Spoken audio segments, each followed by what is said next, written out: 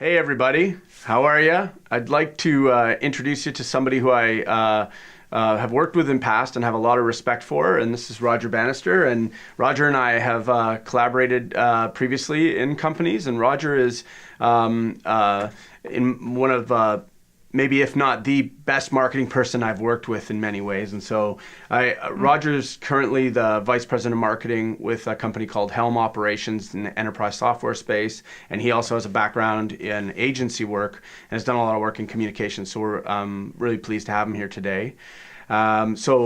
Thanks, Roger. And so to kick it off, I thought what we do is, the focus of today's conversation is at large business planning, but more specifically, because we have Roger here, marketing. And so I thought as a starting question, maybe you could share with me a little bit of your thinking around what are the kind of building blocks of a good marketing strategy and marketing plan, and what are some of those key ingredients you feel need to come together in order to formulate that?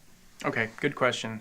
I think regardless of whether you're in a B2C business, a B2B business, any kind of business plan that I've ever looked at, when you look at the marketing strategy, if you look at the outcome of the business plan, you tend to look at this graph that always seems to go up like a hockey stick in terms of growth. Sometimes investors get a little bit skeptical about seeing that. When I approach putting together a marketing plan for a company, the most important thing that we consider is what are you solving, first of all, as a business? You need to be able to determine what problem you're actually solving. And is it a salient issue in the market that people are actually going to gravitate to? Another thing that we like to consider is, what does the totality of the market look like? Now, I know these are some of these basic things that exist, but if you can actually be more critical about what the total size of the market looks like. In the agency world, I used to sit down with clients and I used to ask them, so tell me about your market. Like, who's your customer? And some people would say, everybody. Everybody's our customer. Well, other than water, I don't know if everybody's a customer for any kind of product or service out there. And that can actually, water down your business plan quite a bit. So what you need to be mindful of when you're looking at the totality of the market is that if you can think of things like, well, who's in a position to buy at any specific time when you're in the market as well. For example, in a software company that I work at today, we know for a fact that only 10% of businesses are actually actively looking for software in any given year. So if you're actually looking for growth at the end of your business plan that investors can have a look at, you want to be able to be as pragmatic as possible about, okay, so even though there's 1,000 companies we could sell to, only 100 are really looking at any given time. And based on the kind of budget we're putting together, we can only target companies, say, in North America and Europe. We can't go into Southeast Asia. We can't go into the Middle East. You have to be as pragmatic as you can. And the thing is, that kind of scrutiny really appeals to investors because it shows that you're actually being thoughtful about what you actually put into your plan instead of just throwing numbers up there. The second thing I would get to harkens back to what I initially started with is what kind of a problem are you solving out there? What do you actually know about your target audience? You could go through typical demographics. You can narrow down your audience that way, but you can look into psychographics as well. You can look into buying behaviors. You can look at how different cultures affect what's happening with your marketing plan as well.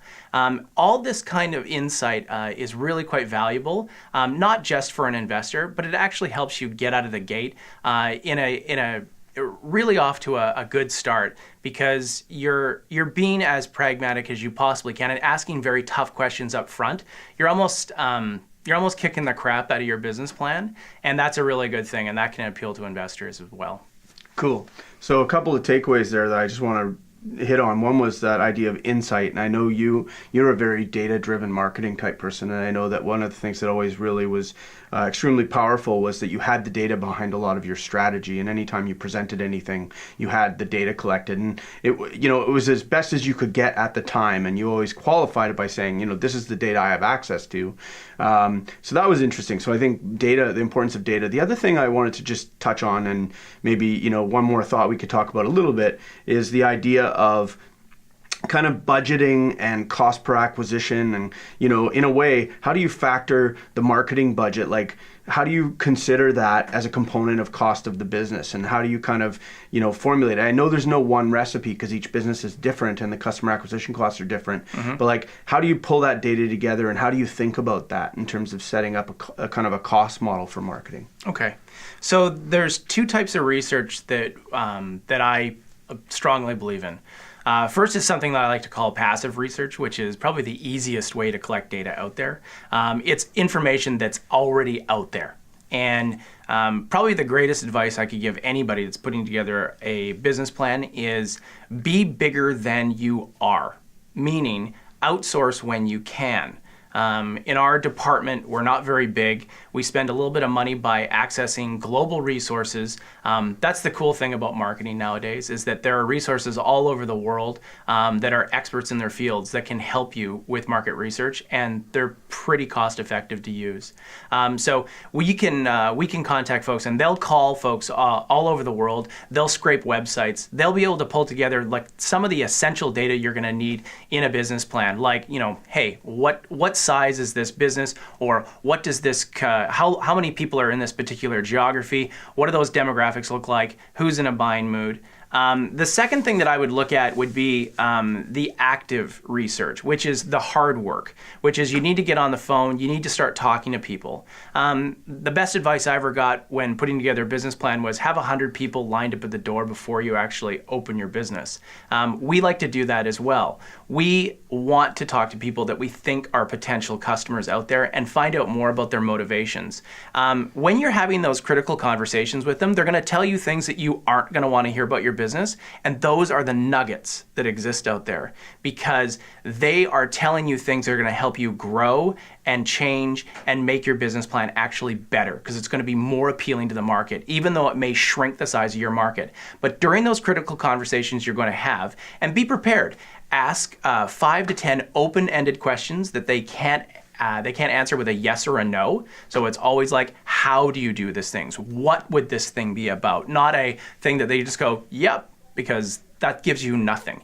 It's all about learning. It's all about making your plan better. But during that time, you can ask about what their wince point is in terms of pricing as well. So you'll get a sense of how it is you can price your product or service that's out in the market as well.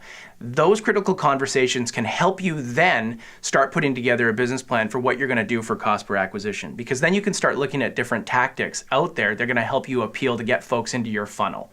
And putting together a plan like that is just, if you're in a B2C business and you have a large market that you're going after, test is something that works incredibly well out there. Digital marketing nowadays can be incredibly cost effective. The PPC models that exist out there make it really easy to pivot really simply. Back when I started in marketing, we put together, print plans, TV media, and you really didn't know until the end you'd spent quite a bit of money.